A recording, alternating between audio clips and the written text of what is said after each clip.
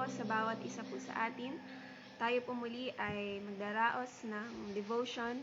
At bago po tayo dumako sa pag-aaral ng salita ng Panginoon, hayaan po muna natin na ang bawat isa po sa atin ay sabay-sabay na magbigay ng papuri sa Panginoon sa pamamagitan ng pag-awit ng isang pagsambang awit. Hallelujah! Praise you, Jesus. Hallelujah! Purihin kayo, O Diyos. Hallelujah! Hallelujah! Praise you, Jesus. Hallelujah! Hallelujah! Hallelujah! Hallelujah! Napakabuti ninyo, Panginoon. Praise you, Jesus. Hallelujah. Pinapupurihan po namin kayo, O Diyos, sa umagang ito. Hallelujah. Hallelujah. Hallelujah. Pusong dalisay ang aming nais. Dalikain, O Diyos, para sa akin. Pusong dalisay ang aking nais. Hallelujah. Dalikain, O Diyos, para sa akin. Minsan pa po, pusong dalisay. Hallelujah, hallelujah. Ang aking nais. Dalikain, O Diyos, para sa akin. Pusong dalisay ang aking nais. Hallelujah. O Diyos, para sa akin.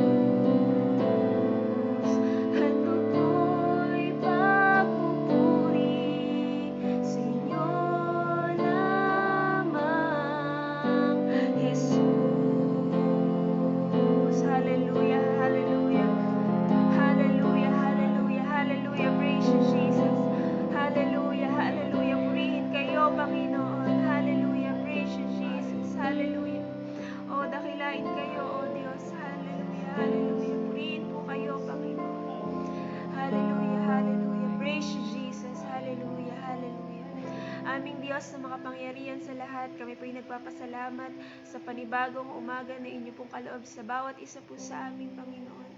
Patuloy po kaming lumalapit sa inyo, O Diyos. Samahan niyo po kami maging sa aming mga pag-aaral, Panginoon.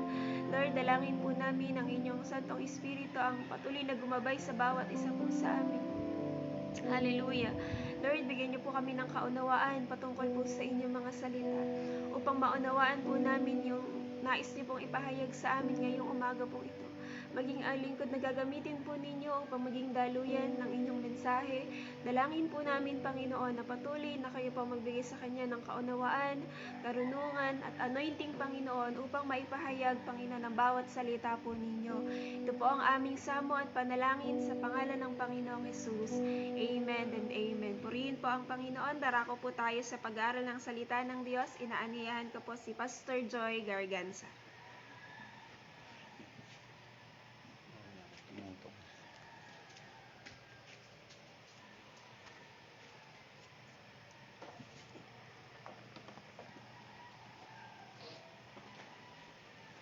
Isang mapagpalang umaga po sa lahat sa pangalan ng Panginoon, sa lahat po ng mga kapatiran na sumusubaybay sa DFC Sentro sa morning devotion na ito. At magpasalamat tayo sa Panginoon dahil siya yung tapat, siya yung Diyos na mabuti, na sa umagang ito ay patuloy na tayo ay muli binigyan ng Diyos ng pagkakataon, binigyan ng lakas at buhay para ang kanyang mga salita ay patuloy nating lakaran habang tayo naghihintay sa pangakong pagbabalik ng ating Panginoon. At nais kong manalangin muna bago tayo magpatuloy sa ating pag-aaral ng salita ng Panginoon.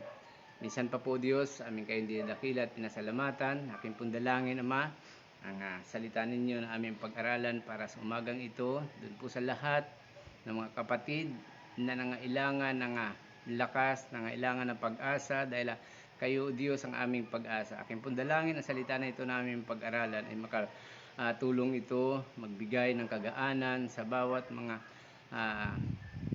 lingkod ninyo na nabibigatan sa kanilang mga pasanin. At naniwala po kami ang salita niyo lamang at sa tulong ng inyong banal na Espiritu, makalakad kami na may kapayapaan at kagaanan sa buhay. Purihin po kayo ang salita ninyong mataas, ang salita niyo magbibigay sa amin ng lakas at pag-asa. Ito po ang aming dalangin sa pangalan ng Panginoong Hesus. Amen. Muli po, isang mapagpalang umaga sa lahat sa pangalan ng Panginoon. At aking samantalain na saglit na magbumati diyan sa taga Iloilo, diyan sa Guimaras, diyan sa Ahoy at sa mga iba nating mga kapatid na nasa malayong lugar, diyan po sa abroad, diyan sa Taiwan. Kami po ay bumabati mula dito sa Talim Island at tayo ngayon sa Kaitume DFC sa pangunguna ni Pastora Princess Sara. At salamat sa Panginoon dahil ang umagang ito niloob niya na patuloy tayong makapag-aral, patuloy nating lakaran ang kanyang mga salita. Dahil alam po natin sa ating buhay bilang mga lingkod ng Diyos, ang salita niya ang siyang nagiging gabay, ang salita niya ang siyang nagiging patnubay natin upang makalakad tayo ayon sa disenyo na pagkatawag sa atin ng Panginoon. At dadako tayo ngayon sa kanyang salita. At magpagbukasan po kayo sa akin sa aklat ng Lucas chapter 18 at verse 18 din po. At sa tatlong aklat na ito makita po natin kaya dun sa Marcos at sa aklat ni Mateo, pero itong ating gagamitin na talata. Aklat ng Lucas, kabanata 18, talatang 18 din. At ito ang sinasabi ng salita ng Diyos. Tinanong siya ng isang pinuno, "Mabuting guro, anong gagawin ko upang magmana ng buhay na walang hanggan?" Ito po ang ating pag-aralan sa umagang ito. Sa panahon natin ngayon, maraming nagsasabi sa sarili nila, kailangan kong magpatuloy sa paglilingkod upang makamit ko ang buhay na walang hanggan. Ngunit habang tumatagal, nawawala na ang salitang magpapatuloy dahil hirap sa bigat na dinadala at ayaw nila itong bitiwan. Ang tagpong ito yung kung saan ang isang lalaking mayaman ay naghangad na makamit niya o magkaroon siya ng mana para sa buhay na walang hanggan. Pero nakita po natin dito ang dahilan na hindi naging madali para sa kanya para pumasa sa standard na hinihingi ng Panginoon. Alam po natin kung ano yung kanyang ikinalulungkot doon. Kaya sumagang ito para magamit natin para sa araw na itong ating o ang salita ng Panginoon. Pinamagatan ko po itong alisin ang pabigat upang mabuhay kang tiyak.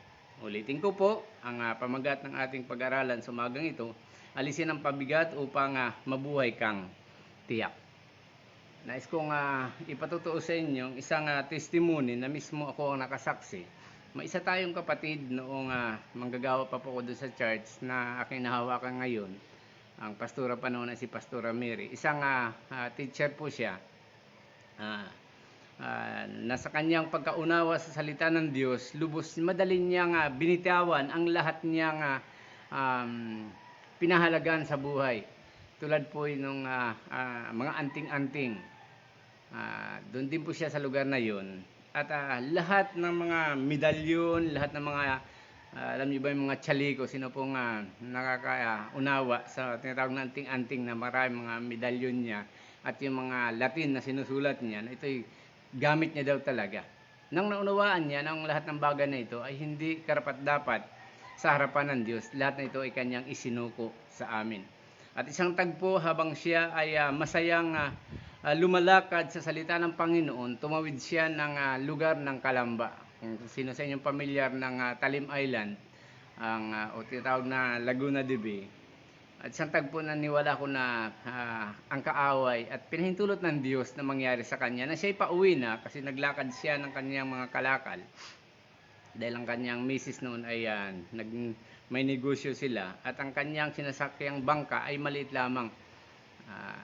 At habang siya ay pauwi na, malaki ang alon, ay lumipat siya doon sa hulihan, kung naunawaan niyo po yung aking kinikwento, ay para maglimas, isang tagpo na talagang parang may humampas doon sa kanyang alon at siya ay nahulog at naiwan siya ng kanyang bangka. At ang tagpong ito, habang siya ay lumalangoy, habang kaya niya pa ang hirap, nanghinayang siyang, kasi pabigat na pagod na siya, una niyang naisip, hubarin ang kanyang damit. Tinapon niya ito, tapos nung naramdaman niya hindi na kaya, hinubad niya na ang kanyang pantalon.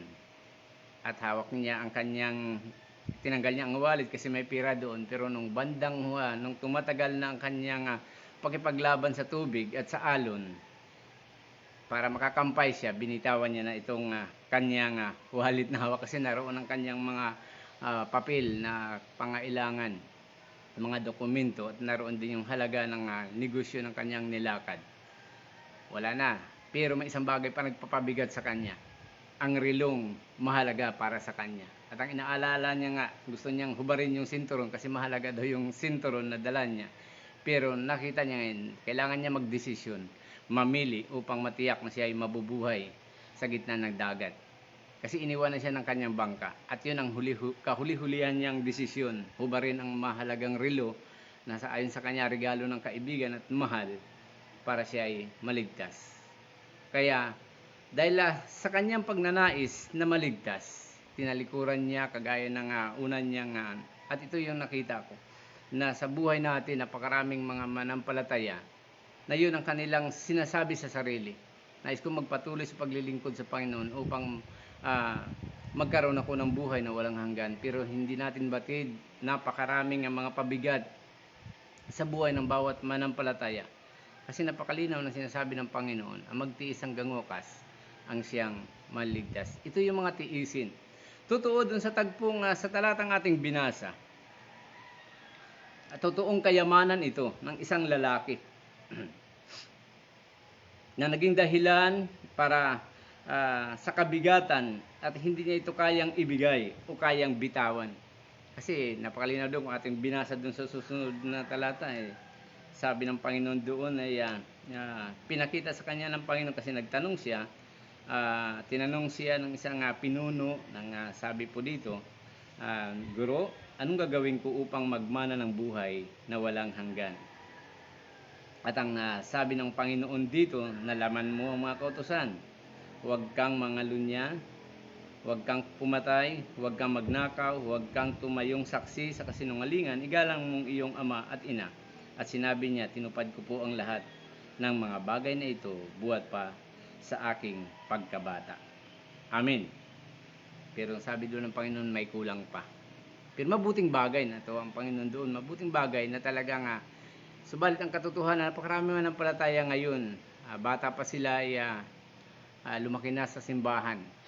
Pero sa bandang huli, dahil sa kabigatan ng kanilang sa mga pagsubok sa buhay at mga tentasyon na naranasan araw-araw, ang salitang paghahangad ng buhay na walang hanggan ay nababaliwala. Pero ang totoo, ito yung dahilan. Ako naman naniniwala doon sa tagpong iyon ay ang Diyos ay tinitingnan niya kung gaano tayo kaseryoso sa buhay na walang hanggan. At ito yung dahilan ngayon bakit ang mundo natin ay ito yung ginagawa niya. Sinisikap ng mundo ngayon na tayo ay agawin ng atensyon upang ang buhay na walang hanggan ay pinangako ng Panginoon ay hindi natin makakamit. Kaya po sa umagang ito, sa mga kapatid po, sa mga kabataan, sa ngayon na ang mundo ay ang kanyang pamaraan, hindi po literal na kayamanan ngayon ang inaalok ng sanlibutan upang matiyak mo ang buhay na walang hanggan. Kagaya nga po ng aking patutuo, sabi ko, yun ang pinakamagandang ibinigay sa akin ng Panginoon para ang ilustrasyon ng halimbawang ito kung paano nais nating mabuhay at makuha yung karapat-dapat na pamagat na maging anak ng Diyos. Kailangan nating ibigay sa Diyos o isuko ang lahat ng bagay na pinakamahalaga sa ating buhay. Iniwan niya, tinalikuran niya at upang siya'y mabuhay lahat. Natira nga sa kanya nung siya'y lumalangoy dun sa aking testimony na yan, isang kaibigan ko ay nangyari. At nais ko po idugtong yan na patunayan pagkatapos ng mga isang buwan, dahil nangingisda ako ng panahong iyon, ay nakuha namin mismo ang kanyang pantalon at ang kanyang sinturon na maganda. Subalit lumipas na ang buwan at ito ay sira na rin. At akin nga binalita sa kanya at hindi niya nga pa nga nagustuhan. Sabi niya, Brad, hindi ko na nais pang alalahanin yung tagpong iyon. Mabuti pang hindi ko daw sinabi sa kanya, pero iyon talaga ay kanyang gamit na natagpuan namin dun sa lugar kung saan siyang muntik na siyang mapahamak. Mga kapatid, sa umagang ito, ang buhay, paglilingkod natin sa Panginoon, napakaraming kautusan ng Diyos na sa mga taong nagnanais. Kaya yun nga pong sinasabi ko na maraming naghahangad na magpapatuloy. Pero ang problema, yung mga mahalagang bagay na nagpapabigat sa kanilang buhay ang naging dahilan upang sila ay mapagod at hindi magpatuloy sa paglilingkod sa Panginoon. At sa ating panahon naman ngayon, hindi talaga kayamanan ang nagpapabigat upang maging karapat-dapat tayo sa buhay na walang hanggan, kundi ang bawat bagay na higit na pinahalaga ng tao kaysa sumunod sa utos ng Diyos. Amen po, napakalinaw po yun. Sa ngayon, hindi na yun ganyan, hindi tayo sinusubok sa ganyang kayamanan. Totoo kasi, tayo mga taga-Dorupit, ilan-ilan lang ang mayayaman. Kasi dito tayo dinisenyo ng Panginoon. Nabubuhay tayo sa pananampalataya. Nabubuhay tayo ng pag-asa natin ay ang Panginoon. Ngayon, kung hindi ganun ang iyong determinasyon para mabuhay sa pananampalataya, sabi ng Panginoon, hindi ka tatawaging karapat-dapat o magiging alagad niya. Ano pong binabanggit doon sa aklat ng Lucas? Ito po yung paborito kong talata yung 25. O ito po yung life verse ko. Sinasabi po doon sa 9:23 to 25 ng aklat ng Lucas. Ang sabi dito ng Panginoon at sinasabi niya sa lahat, kung ang sino man ay magnanais sumunod sa akin, tanggihan niya ang kanyang sarili at magpasa ng kanyang cross araw-araw at sumunod sa akin. Sana po sa mga kapatid na sumusubaybay sa morning devotion ng DFC Sentro, alam natin ang mga kabigatan, ang mga pabigat na ito, mga bagay na hindi nagdudulot sa atin ng na mabuting bagay, sikapin natin ito ay atin ng alisin, ibaba na po natin ito. At sabi sa 24, sapagkat ang sino mang nagnanais na iligtas ang kanyang buhay ay mawalan nito. Subalit sino mang mawala ng kanyang buhay dahil sa akin ay maliligtas niya ito o maliligtas niya ang kanyang buhay. Amen. At sa 25, sapagkat ano mapapakinabang ng tao kung makamit niya ang buong sanlibutan o sa ibang salin ay ang buong kayamanan ng mundo, ngunit mawawala o mapapahamak naman ang kanyang sarili. Dito nalungkot ang Panginoon dahil sa kayamanan ng napakaraming ari-arian ng lalaking mayaman na ito. Nalungkot siya, sabi ng Panginoon, humayo ka, ipagbili mo ang lahat mong kayamanan at ari-arian ipamigay sa mga duka. At ito yung napakabigat na desisyon na gagawin niya. Kaya doon ay hindi siya naging karapat-dapat para magmana ng buhay na walang hanggan. Kaya sumagang ito, ang salita ng Diyos. Salamat sa Panginoon dahil may gabay tayo sa magitan ng kanyang salita upang tayo ay maging karapat-dapat magmana ng buhay na walang hanggan. Sa ngayon po kasi ang madaming tao pa rin na bigat pa rin na sumunod sa kalooban ng Diyos. Napakarami po, kagaya nga po dito sa verse 23 na ito. Nang sabi dito, kung ibig niyo naman sumunod sa akin, tanggihan niya ang kanyang sarili. Napakaraming pabigat po ngayon sa buhay ng tao. Sa kabila na alam nila na dapat sundin ang utos ng Diyos, pero may mga bagay na ginagawa pa rin nila. Anong dahilan? Kasi hindi nila kayang isuko ang mahalagang bagay nito, lalo sa sarili natin. May mga sarili tayong pinahalagahan. Sinusunod ang ating gusto, pero ito yung nagiging pabigat sa atin upang hindi tayo maging karapat-dapat na magmana ng buhay na walang hanggan. May isang bagay ako dito nakita sa tagal ng mga nagsasabing nais nilang magmana ng buhay na walang hanggan. Ibinigay ng Panginoon kanyang buhay, pero ang sabi po dito, ito'y napakahalaga sa bawat mananampalataya, ang pagbibigay ng ikapo. Sabi po dito, ang di pagbibigay ng ikapo sa Diyos ay di pa siya patay sa sarili. Naparaming tao naging mabigat sa kanyang kalooban. Hanggang ngayon marami pa ako nakakita. Kaya ang Diyos na lang ang hahatol sa mga kapatiran, sa mga manampalataya na hanggang ngayon ang pagbibigay ng ikapo ay kanila pa rin pinanghinayangan. At ang madalas na sinusunod nila yung turo ng dun sa aklat ng Korinto na magbigay na lang daw tayo dun sa 2:9-7 ba yun, na magbigay tayo ayon sa ipinasya. Napakalayo po yun. Mga kapatid, utos ng Diyos po yun. Huwag natin pakinggan yung katuruan ng iba kasi laban nga sila doon. Pero alam natin, ang sabi nila, utos lang doon para sa Israelita. Ay, alam naman natin, nais nating sumunod sa Diyos. Yun lang ang tanong doon. Kasi may pangako doon. Samantala doon sa pagbibigay, ang kasunod doon, magbigay ay pinasya ng iyong puso kasi kasunod doon. Ang magbigay ng marami ay tatanggap ng marami at magbigay ng kaunti. Hindi po yun. Samantala, ang pagbibigay ng ikapo, ito ay pagtatapat ng bawat isa, mayaman man tayo o mahirap. Yun ang naging dahilan na naging pabigat sa tao upang siya ay mapahamak. Isang bagay pa, nais ko pong i-mention ito, ang di pagpipigil sa sarili o tulad ng mga bisyo, tulad ng mga barkada, pag-iinom, iyong larong ML ngayon. Alam naman natin na yun ay bagay na aagawin ang ating atensyon, nagpapabigat, nagpapahirap. Ang totoo ngayon, yung gadget ngayon ay sa TV ay naging sanhi yan para tumigas ngayon ang ulo ng mga kabataan. Kapag hawak na nila ang kanilang gadget at natawag na magulang o ng ate nila, alam na po natin yung balita ngayon na naging trending po o naging balitang balita na tumigas ang kanilang mga ulo dahil ayaw magpaabala kasi yun ang kanilang pinahalagahan. Amen. Kaya ang bawat isa sa atin, kung nais nating magmana ng buhay na walang hanggan, kagaya ng tinanong ng mayamang lalaki na ito, mabuting guro, anong dapat kong gawin upang magmana ng buhay na walang hanggan? Isang bagay lang ang sinabi ng Panginoon, sumunod sa kanyang utos. Amen po. Kaya kung tayo ay nagnanasa talaga at pinahalagahan natin, at nais ko rin pong ipahabol ang tagpong ito, Ay ako nagtataka, sa ngayon may mga kabataan pa lumaki sa simbahan, itong barkadahan, itong inuman pala, ay ginagawa pa nila.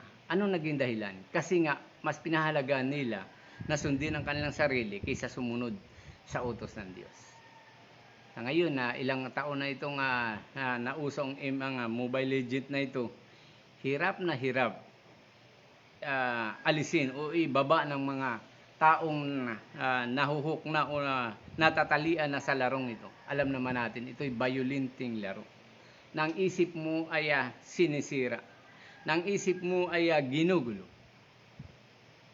At mismo ang iyong sarili ay pinupuyat nito. Dahil sa pagnanais mo, hindi natin kayang talunin ang prinsipyo ng mundo. Pero kung tayo ay sumunod sa utos ng Diyos, maranasan natin ang kapayapaan. At hindi natin maranasan yung parusa na kapalit ng pagsuway ng tao. Uling talata po na nais ko pong banggitin. Aklat ng Hebreo, chapter 12, verse 1. Na ang binabanggit po dito, itabi na natin ang lahat ng pabigat at mga pagkakasalang bumibitag o pampabigat sa ating pagtakbo bilang mga hinirang ng Panginoong Hesus o ng Diyos. Kumplituhin nga po natin ang pagkabasa sa talatang ito. Ito po yung nagustuhan ko rito. Salamat sa Panginoon kasi siya yung Diyos na nagdadala sa atin ng kaunawaan. Nasabi po dito na ang sumulat, kasi alam naman natin na walang tiyak kung sino ang sumulat, pero kahawig ito ng kaisipan o pagsulat ni Apostol Pablo. Hebreo 12, verse 1, nang sabi, kaya't yamang napapalibutan tayo ng gayong kakapal na bilang ng mga saksi, itabi natin ang bawat pabigat at ang pagkakasalang madaling bumitag sa atin at tumakbo tayong may pagtitiis sa takbuing inilagay sa harapan natin. Amen po. Ito yung bagay na ito. Ang mga kabigatan, ang mga bagay nating pinahalagan kagaya ng lalaking mayaman. Hindi siya naging karapat-dapat para magmana ng buhay na walang dahil hindi niya kayang alisin yung bagay na yon. Hindi niya kayang isuko sa Panginoon.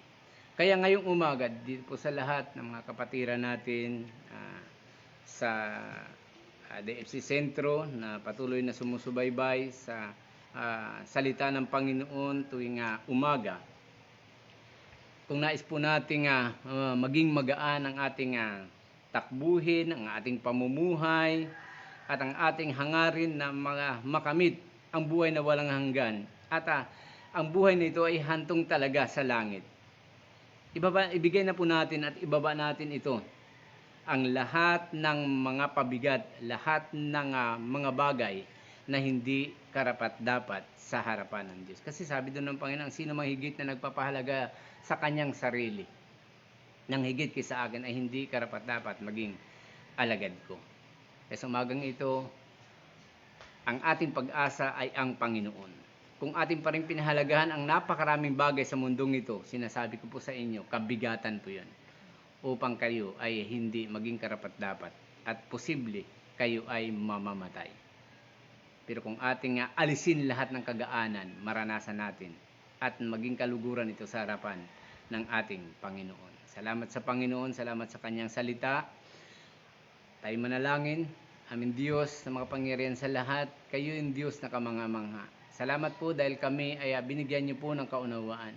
Salamat sa katotohanan na kami pinalaya ninyo, na ang lahat ng bagay na pinahalaga ng tao, walang kabuluhan ito sa inyong harapan. Dahil naniwala po kami at aming nakita na kailanman ang taong susunod at maglingkod sa inyo, kayo ang Diyos na nangako na hindi nyo pababayaan ang bawat taong nagtitiwala sa inyo. Salamat po Diyos sa aming mga kapatid sa oras na ito na mayroon pa pong mga pabigat, maging hadlang sa kanilang paglilingkod dahil naniwala po kami ang lahat ng buhay ng tao ay hindi lingid sa inyo. Nakikita niyo po ang lahat ng ginagawa, mga pastor man, mga manggagawa, mga kabataan at ang mga ordinaryong membro ng iglesia. Kayo ang Diyos na nakaalam ng aming ginagawa, ng aming pamumuhay. Kaya po aming pong dalangin sa oras na ito, magkaroon kami ng tiyak na desisyon upang kami ay magkaroon ng buhay na walang hanggan. Hallelujah. Isuko namin ang lahat ng bagay na naging hadlang upang maging karapat-dapat kami magmana ng buhay na walang hanggan. Purihin po kayo, Diyos. Patuloy ko pong dinudulog sa inyo ang bawat distrito sa araw na ito. Kayo po ang siyang manguna, kayo magsama, kayong mag-iingat sa bawat sa amin. Salamat po at sa umagang ito ang aming buhay. Patuloy po namin na pinagkatiwala sa inyo.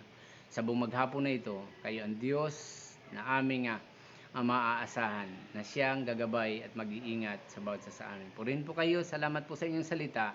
Ito po aking dalangin sa pangalan ng Panginoong Hesus. Amen. Isang mapagpalang umaga po sa lahat. Salamat sa Panginoon sa kanyang mabiyayang buhay.